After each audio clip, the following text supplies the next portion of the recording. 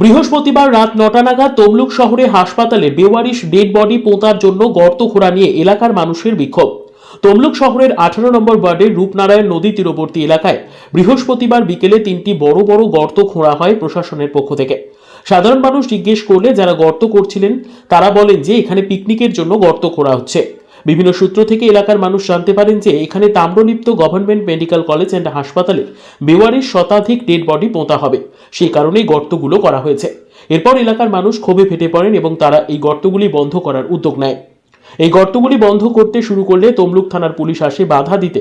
পুলিশকে ঘিরে ধরে বিক্ষোভ চলে। এলাকার মানুষের বিক্ষোভে শেষ পর্যন্ত পিছু হটতে বাধ্য হয় প্রশাসন। আপাতত এলাকায় পুলিশ মোতায়েন করা হয়েছে, তবে রাতে বেওয়ারিশ ডেড বডি পোঁতার কাজ হবে না বলে জানা গিয়েছে। ব্যুরো রিপোর্ট, দিনরাত স্টার নিউজ। এখানে গর্ত খুলছিল সকাল থেকে আর কি গর্ত খোলা হয়েছিল যে এখানে 300 কি বডি আনবে আর কি, সেই জন্য গর্তটা খোলা হয়েছিল। সেই জন্য আমরা এখানে এসে সব কোদাল দিয়ে মাটিয়ে ভরাচ্ছি আর কি। কারা বডি নিয়ে আসবে? ওই মেডিকেল কোথা থেকে আসবে আর কি, এই খবর শোনা গেল। কখন খুলেছিল ওরা? ওই খুলেছিল সকাল থেকে বিকাল পর্যন্ত। আপনারা কি করে জানতে পারলেন? আমরা ওই পাড়া থেকে জানতে পারলাম। আপনার নাম? প্রদীপ হাজরা। এখানে কি হয়েছে? এখানে হয়েছে বলতে আজ সকাল থেকে জিসিবি আসছিল, এসে এখানে গর্ত খুলেছিল। ঠিক আছে, আমরা নদী পাড়ে ঘুরতে আসছিলাম দুপুর বিকেলবেলা, দেখলাম যে গর্তটা খোলা আছে। তারপরে সবাইকে জানালাম, পাড়ার লোককে। ওরা বললো কিসের জন্য, বললো যে ফিস্টি করবে বলে, এরকম আমরা সূত্রে খবর পেলাম। তারপরে পরে আমরা খবর পেলাম সন্ধ্যের দিকে নাকি এখানে হসপিটাল থেকে লাশ আসবে 300 কটা, আমরা সেটা জানতে পারলাম। তারপরে আমরা পাড়ার লোককে সবকে জানাই, পাড়ার লোক সবাই আসে, এসে আমাদের সবাই মিলে গর্তটাকে বন্ধ করি এবং সারাদিন ধরে অ্যাম্বুলেন্স টহলদারি দিতে থাকে। এবং সম্ভবত পুলিশ প্রশাসনও আসছিল, তারা গর্ত খুলে দিয়ে গেছে।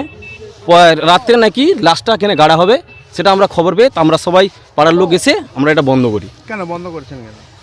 আমরা এখানে এটা করতে দেব না, সেই জন্য আমরা এটা বন্ধ করছি। কারণ এখানে এটা করতে দিলে এখানে এত বাচ্চারা সবাই খেলতে আসি, দুদিন পর এখানে ফিস্ট আছে, আমরা এখানে ঘোরাফেরা করি, এটা আমাদের অসুবিধা হবে, আমরা সবাইয়ের অসুবিধা হবে। তার জন্য আমরা এখানে এসে এটাকে বন্ধ করেছি। আপনার নাম? আমাদের আশেপাশে আমার নাম প্রসেনজিৎ দাস, আমার বাড়ি হচ্ছে 15 নম্বর ওয়ার্ড, পাশেরই ওয়ার্ড। ঠিক আছে, এটা হচ্ছে 18 নম্বর ওয়ার্ড। দেখুন, প্রথম কথা হচ্ছে আমি এখানকার স্থানীয় কাউন্সিলর হিসাবে বলবো যে এই ধরনের যদি কোনো প্ল্যান প্রোগ্রাম থাকে তাহলে নিশ্চয়ই আমাকে প্রথমে বলা উচিত ছিল, এবং আমাকে বলার পরে আমি নিশ্চয়ই স্থানীয় মানুষদের সঙ্গে আমি আলাপ আলোচনা করতাম। ওনাদের স্থানীয় মানুষদের নিয়ে আমি আলোচনা করে বসতাম যে এই ধরনের কোনো কাজ করাটা সম্ভব কি সম্ভব নয়। কারণ আমাকে কোনো কিছু জানানো হয়নি, আমি জানিও না। আমি জাস্ট এই কিছুক্ষণ আগে, এখন থেকে ধরে রাখুন আধ ঘন্টা কি 40 মিনিট আগে আমি জানতে পারলাম যে এরকম ঘটনা হয়েছে। এখানে নাকি কোথা থেকে বডি আসবে, এখানে পোড়ানো হবে। আমি জানতে পেরে আমি থানায় ফোন করলাম। থানার আইসি সাহেব বললেন যে এটা পুরোটাই আমাদেরকে বলা হয়েছে, আমাদের চেয়ারম্যান সাহেব জানেন, চেয়ারম্যান সাহেব, এসডিও সাহেব এবং আমরা বসে আলোচনা করে এই বডিগুলো নিয়ে ওখানে পোড়ানো হবে। আমি বললাম যে দেখুন স্যার, আমাকে তো একবার বলা উচিত, আমি একবার জানবো না? স্থানীয় কাউন্সিলর হিসাবে আমার স্থানীয় যেসব লোকেরা রয়েছে, স্থানীয় যেসব আমার ভোটাররা রয়েছেন, যারা আমাকে ভালোবাসেন, যারা এখানে স্থানীয় মানুষদের আমি প্রতিনিধি, আমাকে একবার জানানোর দরকার নেই? আমি যদি না জানতে পারি তাহলে যদি ওইখানে বাধা হয় তার দায়িত্ব কে নেবেন? তখন বলে আপনি একটু দেখে কন্ট্রোল করুন। আমি বললাম আমি কি করে কন্ট্রোল করব? এখন কন্ট্রোল করার জায়গা আছে? আমার বাড়িতে গেছেন সবাই জানার জন্য যে এরকম ঘটনা ঘটছে, আপনি জানেন কি না? আমি নিজে জানি না কিছু। তো এই মুহূর্তে আমি আপনাদের কাছে অনুরোধ করব সব বন্ধ রাখুন। তারপরে ওনারা বলছেন যে দেখুন আমাদের তো সব প্ল্যান প্রোগ্রাম হয়েছে, এটাকে করতে হবে, এই লাশগুলোকে নিয়ে এসে এখানে অলরেডি তার সৎ কাজ করার জন্য আমরা ব্যবস্থা করছি। আমি বললাম দেখুন এই ব্যাপারটা নিয়ে আমি মোটেও মতামত দিতে পারছি না।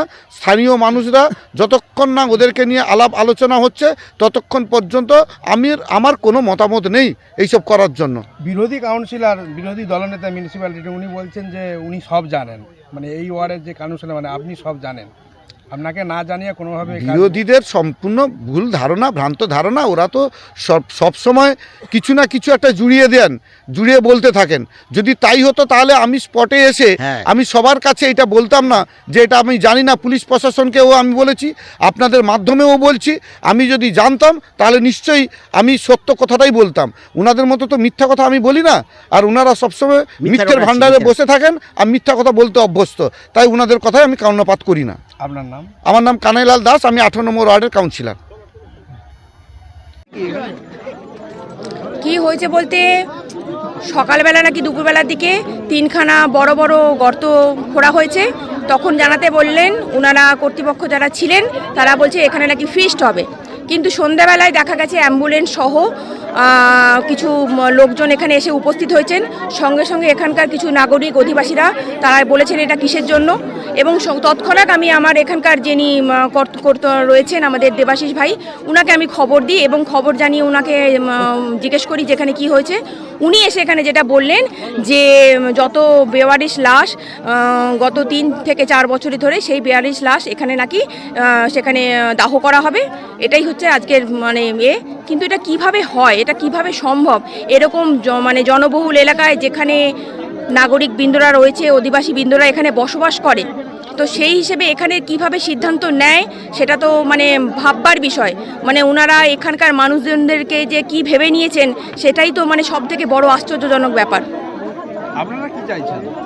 এটা আমরা চাইছি বলে নয়, এটা এখানকার অধিবাসীদের এটা কখনোই সম্ভব নয়। পাশেই একটা মানে এমনিতেই কাঁচরাবাড়ি রয়েছে সেখানে, আর এখানে একটা খেলার মাঠ, এখানে সেই বলুন আপনারা ভাবুন যে 3 থেকে 4 বছরের যে করোনা পিরিয়ড থেকে হয়, করোনা পিরিয়ড থেকে সেই সমস্ত যে লাশ রয়েছে 300 থেকে 350, তার মানে কত রকম রোগবাহিত হয়ে যে আমাদের রোগ সৃষ্টি হতে পারে এখানকার সেই যে গ্যাস, তার মানে আপনারা ভাবতে পারছেন এখানকার ছোট ছোট বাচ্চারা রয়েছে, সমস্ত কিছু হচ্ছে, তাদের মধ্যে কিভাবে এফেক্ট হবে। সব থেকে বড় কথা আশ্চর্য ব্যাপার, নাকি এখানকার কাউন্সিলর উনি নাকি জানেন না। তো সেটা কর্তৃপক্ষ কিভাবে এটাকে মানে এটা করলো।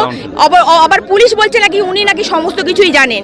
এবার এনাদের কিভাবে মিটিং হয়েছে, কিভাবে একটা মানে সরকারি তরফ থেকে এত বড় সিদ্ধান্ত নেওয়া হয়েছে যেখানে নাকি কাউন্সিলর বলছেন উনি জানেন না, তাহলে কিভাবে এনাদের একটা বোর্ড চলছে, সেটাই সব থেকে বড় আশ্চর্যজনক ব্যাপার।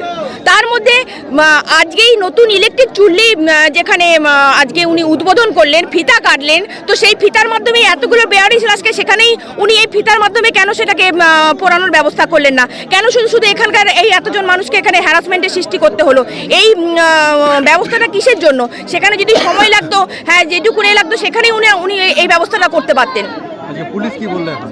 পুলিশ বলছেন ওনারা নাকি এখানকার কাউন্সিলর জানেন, এসডিও সাহেব জানেন, যে সংস্থাতে দেওয়া হয়েছে তারা নাকি সমস্ত রকমেতে, কিন্তু কিভাবে হয় আমি জানি না। সেখানকার আমার তো মনে হয় এখানকার নাগরিক কমিটি করে সেখানকার নাগরিক বৃন্দদের সেখানকার অনুমতি নেওয়া দরকার ছিল যে আমরা এখানে এটা এরকম ব্যবস্থা করতে যাচ্ছি। কিভাবে ওনাদের উপরে একটা চাপানো হয়? সব থেকে বড় কথা, হসপিটালের মধ্যে তো ওনাদের জমি রয়েছেন, ওনাদের যদি এই ব্যবস্থাটা করতে হতো সেখানে করতে পারতেন। ওনারা এই এলাকাটাকে এখানে করলেন কেন? সব থেকে বড় কথা যেটা বললাম যে আজকেই তো ইলেকট্রিক চুল্লি হয়েছে, কারোর তো কোনো রকম কোনো অসুবিধার সৃষ্টি হতো না, না হাসপাতালের না এখানকার অধিবাসীদের একটা সুষ্ঠুভাবে এটা পরিকাঠামো করতেই মানে আজকের এটা করতেই পারতেন উনি। আপনার নাম? আমার নাম জয়া দাস নায়ক, আমি 13 নম্বর ওয়ার্ডের কাউন্সিলর এবং বিরোধী দলনেত্রী।